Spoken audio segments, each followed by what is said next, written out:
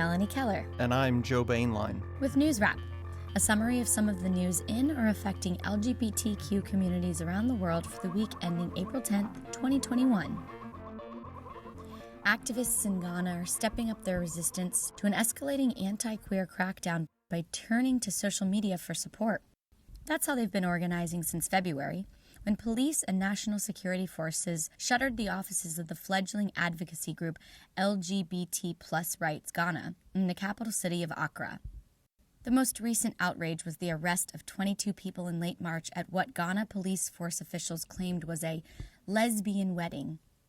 Guests insisted that it was just a birthday party. The police subsequently admitted as much, but charged the detainees with violating COVID-19 protocols. Failure to observe social distancing guidelines has been a common rationale for police raids on suspected queer gatherings in other repressive countries as well. A Ghanaian police official told local media that he was cooperating with local religious leaders who want to cleanse the party property. He said that the homeowners would also be brought in for questioning. President Nana Akufo-Addo insists that civil marriage will never be open to same-gender couples in Ghana as long as he leads the predominantly Christian West African nation. Speaker of Parliament Alban Babi rejected an urgent request from Australian envoy Andrew Barnes this week to stop the anti-queer campaign. Babi told Barnes that LGBTQ people are something that we see as an abomination. Private consensual adult same-gender sex is already punishable in Ghana by up to 3 years in prison. At least 30 MPs have formed a group called Believers Against LGBTQI+, to push for more oppressive laws, even making it a crime to advocate for queer rights. LGBT Plus Rights Ghana has defiantly launched a fundraising campaign to help reopen their Accra offices.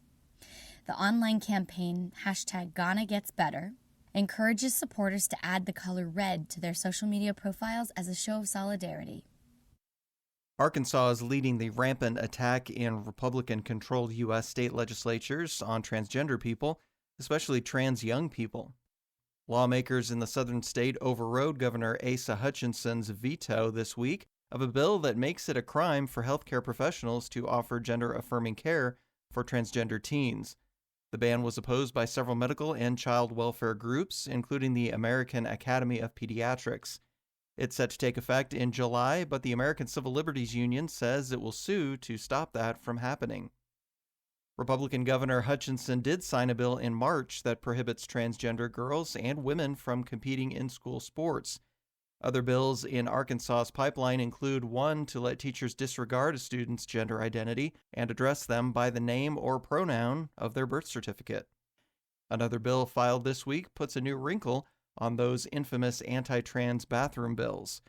It would allow someone to sue government entities that permit people to use gender-segregated public facilities that conform to their gender identity. Queer and human rights groups are expected to challenge each and every anti-trans measure that Republicans are passing in several state legislatures that they control. Corporate America is starting to take a stand, too. Executives from global candy maker Mars Incorporated, food and drink conglomerates Nestle USA and Danone North America, and the multinational home products company Unilever signed on to an open letter criticizing the anti-trans bills published this week in USA Today. Their vow to support an environment in which all people can grow, thrive, compete, and succeed as their true, authentic selves. Tom Walton is the grandson of Walmart founders Sam and Helen Walton. In a statement issued by the Walton Family Foundation this week, he said, "We are alarmed by the string of policies targeting LGBTQ people in Arkansas. Any policy that limits individual opportunity also limits our state's potential." Walmart is headquartered in Arkansas and employs more than 2 million people worldwide. Sydney's Pitt Street Uniting Church has a new leader, Reverend Josephine Jo Inkpen. She's the first transgender person to lead a mainstream church in Australia. The history maker and her wife, Reverend Penny Jones, moved from England to the land down under 20 years ago for the health of their twin daughters. She served the Anglican Church Southern Queensland until 2017, then moved to the more progressive Uniting Church, where she said she was able to fully be her true self. She was appointed to the Pitt Street Church in mid-March. Reverend Inkpen marked the Transgender Day of Visibility on March 31st by acknowledging that her own path to self-acceptance was a bumpy one.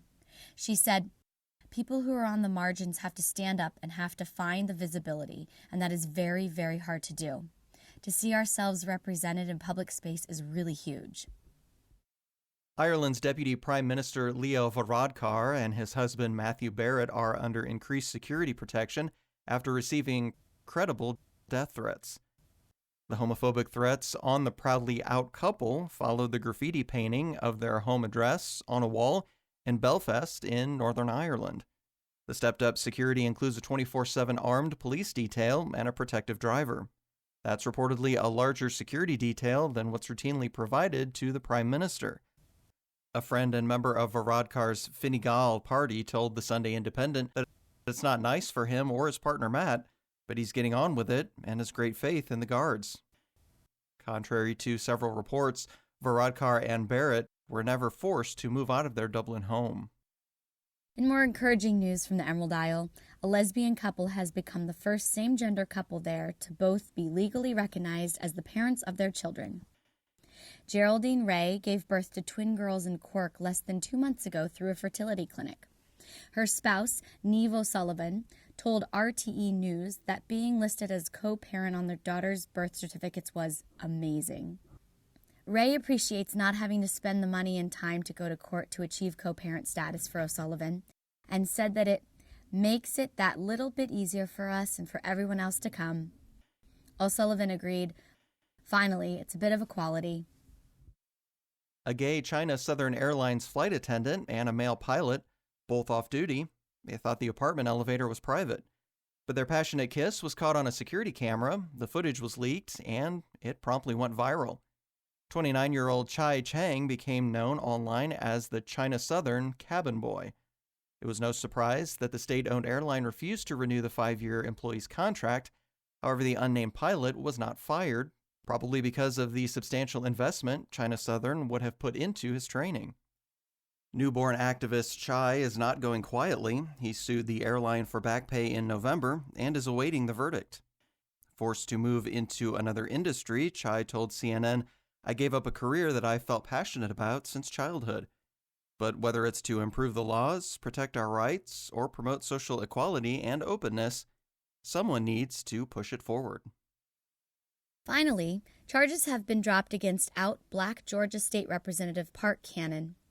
Park's arrest and forcible removal from the state capitol building in Atlanta for, literally, knocking on the governor's door went viral a few weeks ago. On March 25th, Governor Brian Kemp was signing into law one of the first draconian bills now being pushed in Republican-dominated state legislatures that restrict voting rights, laws especially targeting people of color and younger voters in urban areas. Are you serious? No, you are not. For what? Under arrest for what? For trying to see something that our governor is doing? Why is he under arrest? What is your name? Wobble. Please stop pulling on the handcuffs. It is painful. Cannon was charged with felony obstruction of law enforcement and disrupting government business and faced several years in prison. But Fulton County District Attorney Fannie Willis has bigger fish to fry. She's currently investigating Donald Trump's infamous phone calls and other attempts to overturn the election results that gave the state to Joe Biden in last November's presidential elections. Willis decided that prosecution was not warranted just because, in her words, some may have found Cannon's behavior annoying. Cannon's celebratory tweet said, "Doors of injustice are everywhere, and we cannot stop knocking." That's NewsWrap, global queer news with attitude for the week ending April 10th, 2021. Follow the news in your area and around the world. An informed community is a strong community. NewsWrap is recording remotely during the COVID-19 emergency. It's written by Greg Gordon, edited by Lucia Chappelle, produced by Brian DeShazer, and brought to you by you. Help keep us in ears around the world at thiswayout.org, where you can also read the text of this newscast and much more. And you can listen to NewsWrap each week by subscribing to our This Way Out radio channel on YouTube. For This Way Out, I'm Melanie Keller. Stay healthy. And I'm Joe Bainline. Stay safe.